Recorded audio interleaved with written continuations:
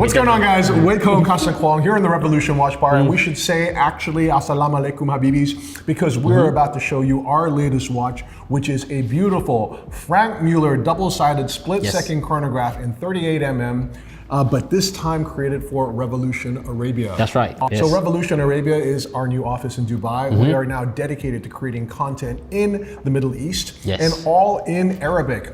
Big shout out to our editor-in-chief, Mr. Abdullah Al-Shaya. Al-Shaya, incidentally, in Arabic means the great poet, and a great poet indeed he is. He is a guy that is capable of talking about watches with so much passion, so much detail orientation. He's just an incredible communicator for the watch industry and for watch culture. So Abdullah, we love you, dude. This watch was created to celebrate our new edition in the Middle East. So Revolution has been in the Middle East for quite a few years, but previous to that, we were always doing it as a license with a publishing company. But Constant, we've been to Dubai Watch Week for quite a few sessions now. The Middle East is absolutely soaring as a watch market, and I am so impressed with the quality of collectors, the passion that they have there, and the incredible communities. So that's the reason that we wanted to put down roots in Dubai with our very own office and with our very own team. So guys, if you're in Dubai on October 1st, we're going to even be having an event, and you can hit us up on a DM and we will invite you to it. Okay? So in the meantime, let's get to this watch. So let's talk about the 1990s. I was in my 20s in the 90s. Yes, Constant, I'm really the 90s seems to be an era that's really trending now. All the cars from the 90s, like the old air-cooled 993 Porsches, the front-engine Ferraris, the 550 Maranellos, for example, those are really soaring in terms of popularity. But watches also from that era are increasing in popularity. I think about the Chaumet Brothers era / Daniel Roth Breguets. That's interesting. Yes, and also the Beaver era Blancpains. The 6 masterpieces. Yes, exactly, the 6 masterpieces. Right. But one of my favorite watches that came out of the 90s was this watch. And this is an absolute work of genius. This is the Franck Muller double-sided chronograph. And why is it called double-sided chronograph? Well, as you can see on the front side, you have a chronograph hand, and that travels all the way through the back of the watch, and you have a second chronograph hand with these 3 massive scales, telemetre, pulsometer, and tachymetre, but told across the entire broad expanse of the case back. So you have an unrivaled clarity for reading these scales, even for people with terrible eyesight like myself, because I'm so old. Right? And as I was saying, I was around in the 90s when this first came out, and these watches were something that I badly wanted. I really wanted to get one of these, but as you can imagine, in your 20s, a Franck Muller was pretty out of my price range at the time. Franck Muller kind of stopped making them at some point, I think in the 2000s, and I would try to chase these watches in auction, but I would always fail, right? I would get there and it would be sold, or so I would get outbid, or importantly, you would have the sort of standard chronograph version, but I wanted the Rattrapante. I wanted the split-second version like this watch here. So finally, I became so desperate that I was like, you know what? I've created this company called Grail Watch. Let me see if I can go convince watch brands to bring back and resurrect icons from the past that they no longer made. And the first project was with Franck Muller. So big thank you to Nick Rudez, the CEO, to Jean-Luc Glenat, who's the head of product, and of course the owner of the brand, Vartan Sermakas. Thank you all very much. So 2 years ago in 2022, we brought out our first re-edition of the double-sided chronograph for the 30th anniversary of Franck Muller. And I finally got to have my double-sided chronograph. And I can tell you, it's such a fun thing to do, is to wear this watch, start the chronograph, take it off your wrist, and then show people, Yes. I mean, check that out. It's such an act of genius to have this on the back of the watch. What do you think, Constant? My God. It's so hard to find, right? Especially now, a Rattrapante that is so easy to read. You have a real center chrono at the back.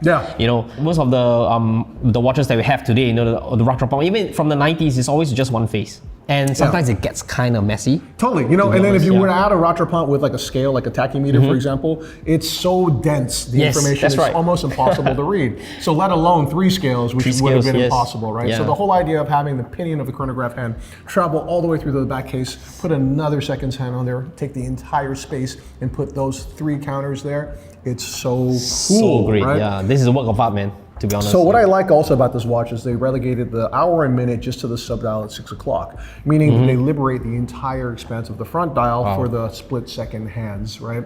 So as you can see, the chronograph hands continues to go forward, even though the split-second hand is deployed in the front. So this is a really clever movement, of course, as well. So this is actually based on the venerable Valjoux 7750, That's right. but with a split-second module attached to it. Now, for many years, I thought it was only Richard Habring at IWC for the Doppel chronograph that had effectively created a modification of that movement. to make it a split second. But then one day I was having a conversation with Franck Muller Actual, at his beach house in Phuket, Thailand. We're having a couple of cocktails, as one does with Franck Muller.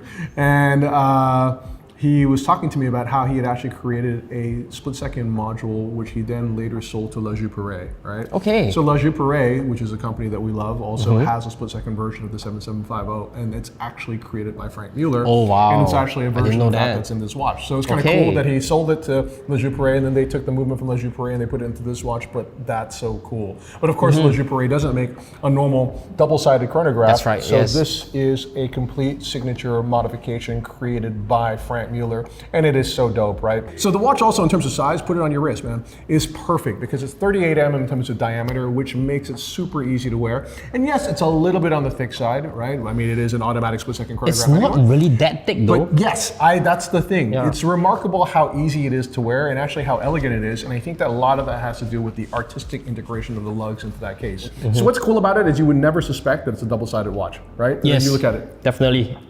And I love this execution as well. So it is what we call a Panda. It is a very light silver colored dial that reads as white. Then you've got black subdials, and then you've got beautiful flame blued hands for everything for time telling, and then you've got silver rhodium for the chronograph hands. The chronograph stuff, right?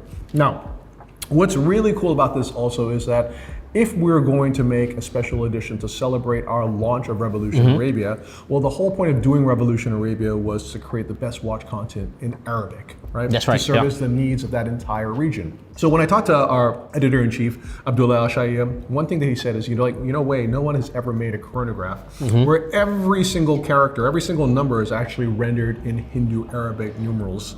Whoa. And I was like, you mean everything? And he was like, yes. And I was like, on both sides of the watch? And he was like, yes.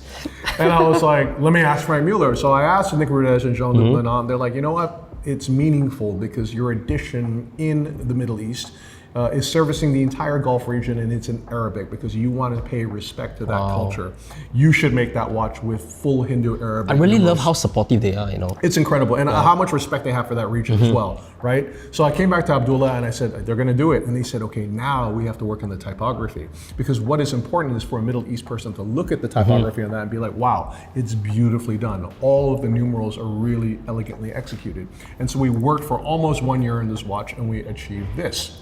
This is insane. The remarkable thing about this is that, yes, for those of us who don't read Hindu Arabic numerals or not Arabic speakers, it's really like not that functional of a watch. But at the same time, every person that I've shown it to, regardless if they're Arabic speaking or not, is like, dude, I love this watch, right? And I'm like, does it bother you that you can't actually read the scales? They're like, not really. It's because this is such a beautiful work of art, right? I agree. It is such a wonderfully emotionally evocative watch. It's funny because in Dubai, like a lot of the times when you're walking around in the afternoon, you're like, where is everybody, right?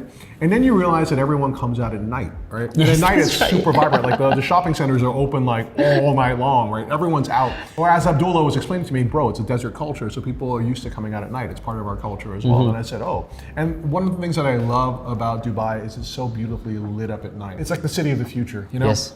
So I was like, wouldn't it be cool if the scales were all luminous on the backside of the watch, which meant you could even read your tachymetre, telemetre, and pulsometer in the dark, right? Okay. So Constant, why don't you hit the back of that watch with our UV pen, and let's discover the... wow. That's dope, right? Yeah, wow. So you have a full, literally a full luminescence chronograph, basically a center chronograph. You can see all three scales. Yes. The pulsation, the telemetre, and the tachymetre all And loomed up. I love this because I love this idea of a watch that's super elegant and classic, and even kind of restrained in terms of its styling in the front of the watch. It is actually, right? it's quite, and then it's you quite turn chill it for a around, chronograph. and then you hit it with the loom, and all of a sudden it's like a party, It's crazy, And I think that that's a really beautiful expression of this city that I've come to love, which is Dubai, and as a celebration of our moving into the Middle East and doing all of our content in Arabic. So guys, thank you so much for joining us. I hope you like this watch as much as we enjoyed creating it for you. And on that note, I want to just also thank again all the good folks at Franck Muller, and also our editor-in-chief in the Middle East for Revolution Arabia. We're calling it Revolution Arabia to create a distinct brand from the licensed edition that came before it called Revolution Middle East. Okay. This is a watch that will be made in 20 pieces. 20 pieces, yes. In steel. Thank you so much for joining us, Constant. Thank you so much for presenting this watch along pleasure, with me. We want to make a truly meaningful tribute to the launch of Revolution Arabia. I want to thank all the good folks at Franck Muller and to Mr. Mr. Abdullah Al Shaya, the Yes. great poet, for collaborating with us. Thank on you very this much. watch. Thanks, guys. Cheers.